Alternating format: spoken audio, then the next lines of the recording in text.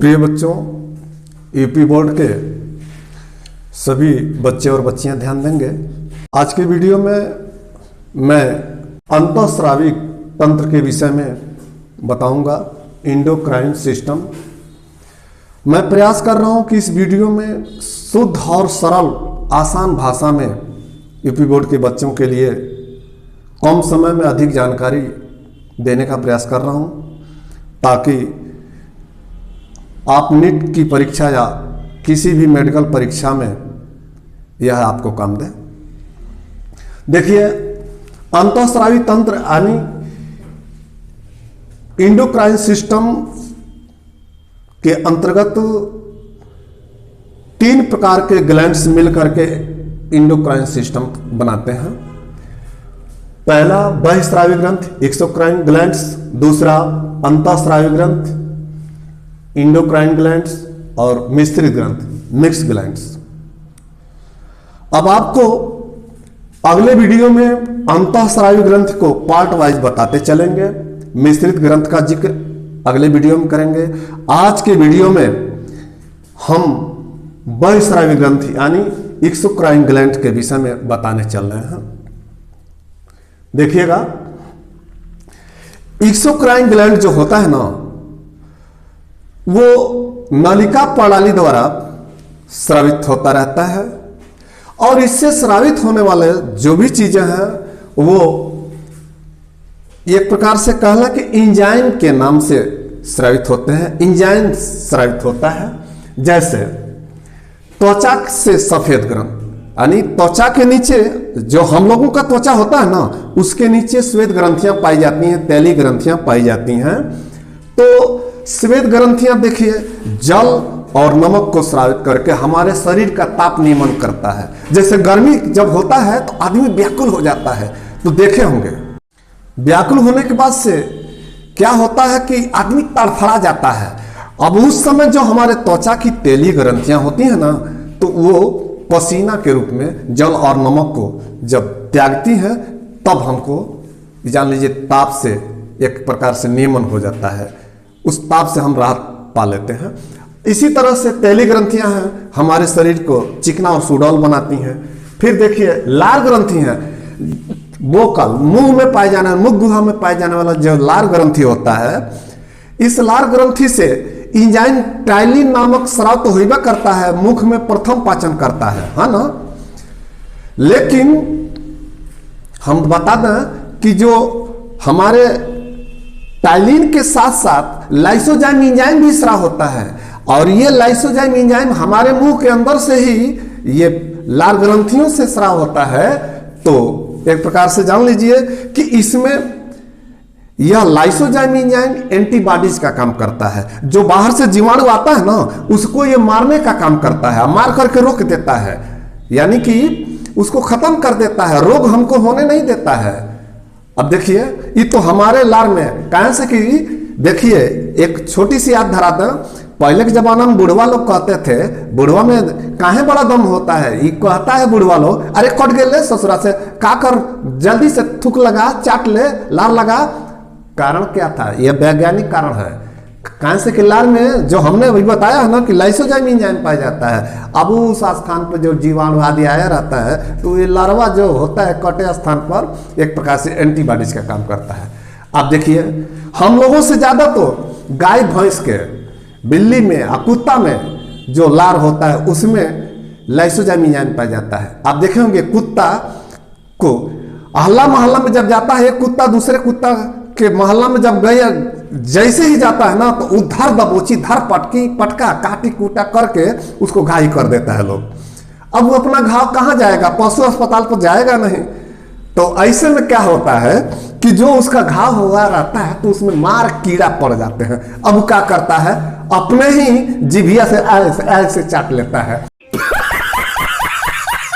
तो जब चाट लेता है तो उसका सारा कीड़ा मर जाते हैं। कैसे?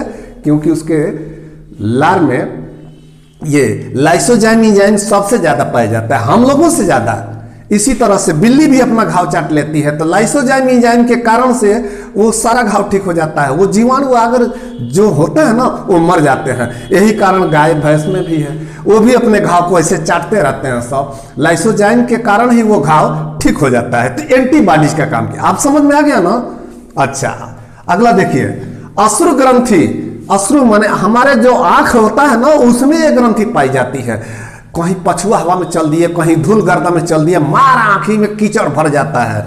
अब आंख खुले ना तो आंख पटाखा पटाखा बोलता है, तब न खुलेगा जब कीचड़ लपड़िया जाता है। तो उसमें अश्रु ग्रंथि से ही लाइसोजाइम स्राव होता है। तो आंख में आने वाले धूल गर्दा के साथ अगर वायरस आते हैं, बैक्टीरिया आते हैं, तो ये उसको मारने का काम करता है। यानी कि ये अश्रु ग्रंथि में पाए जाने वाला ये लाइसोजाइम एक एंटीबॉडीज का काम करता है, ठीक, इम्यूनिटी का काम कर लेता है आंख के लिए, ठीक ना। अब दुग्ध ग्रंथि का देख लीजिए। महिला जो जब बच्चे को दुग्ध ये क्या करती है, जब बच्चे को जन्म देती है तो उसी समय उसके दूध कुप्या से, दुग्ध ग्रंथियों से ये दुग्ध का स्राव होता है।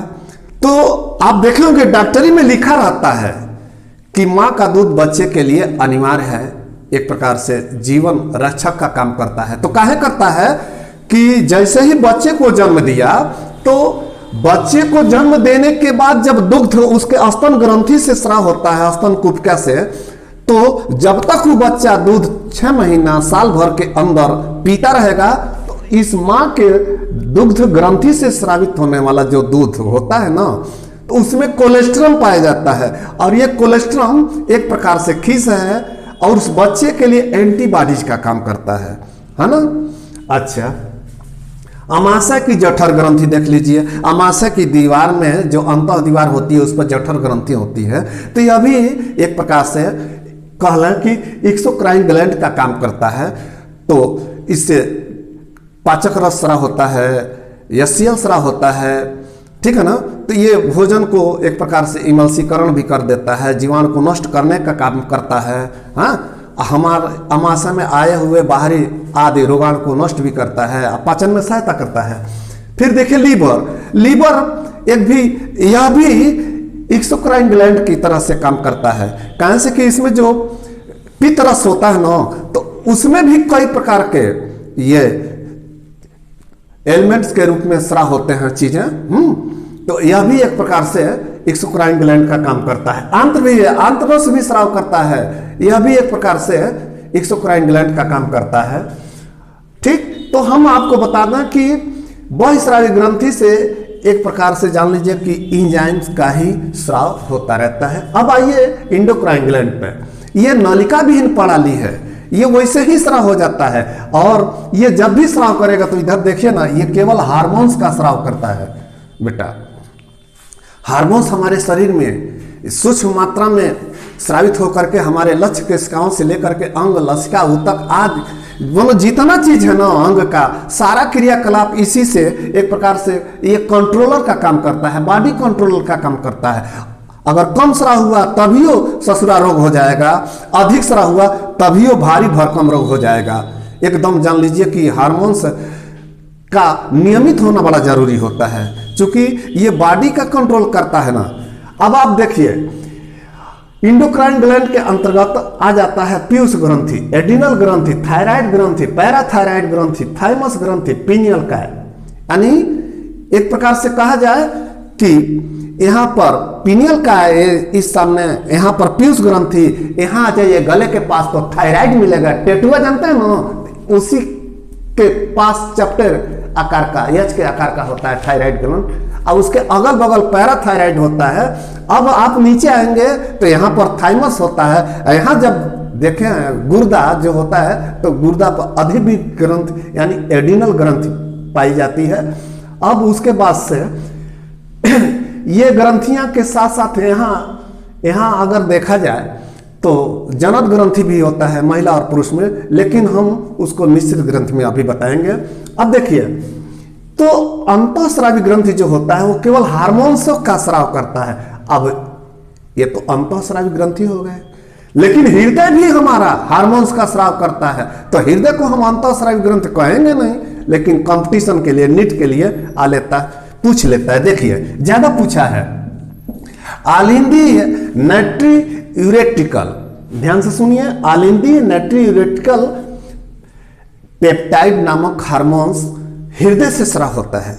अब देखिए गुर्दा को अंतःस्रावी ग्रंथि कहेंगे नहीं, क्योंकि यह एक उत्सर्गी अंग है इस, ठीक। अब गुर्दा जो है, गुर्दा भी हार्मोन स्राव करता है, एंटी डाईयूरेटिक और एल्डोस्टेरोन, ठीक। ये दोनों बड़ा मुख्य हार्मोन्स होता है जो कि गुर्दा से स्राव होता है। उसके बाद एरिथ्रोपोएटिन और कैल्सिट्रायल तथा रेनिन नामक हार्मोन्स, ये नियमित स्राव होता रहता है।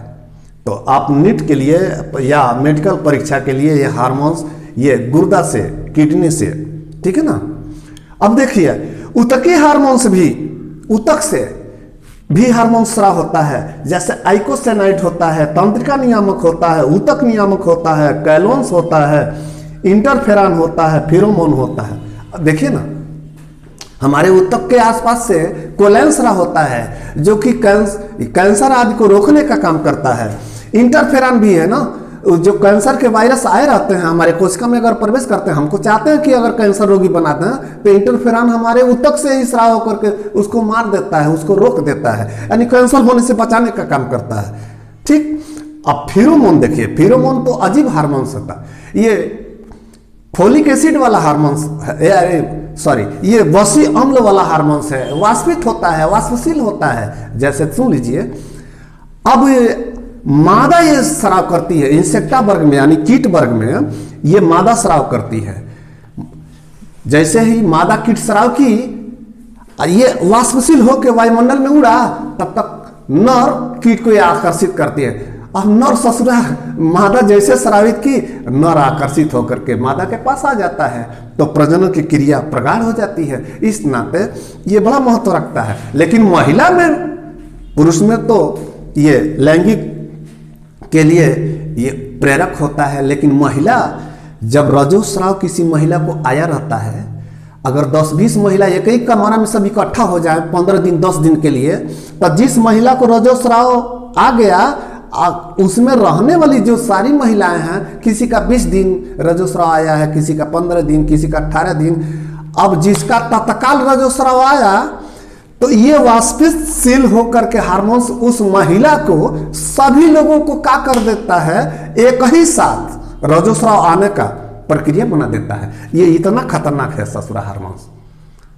याद रखिएगा इस चीज को, ठीक। अब आते हैं मिक्स्ड ग्लैंड पे। मिक्स्ड ग्लैंड में देखिए बहुस्रावी ग्रंथि भी होती है, यानी एक्सोक्राइन ग्लैंड भी होता है, एंडोक्राइन ग्लैंड होता है। दोनों मिल जाने के कारण इसको मिश्रित ग्रंथि भी कहते हैं, यानी कि हेटेरोक्राइन ग्लैंड भी कहते हैं।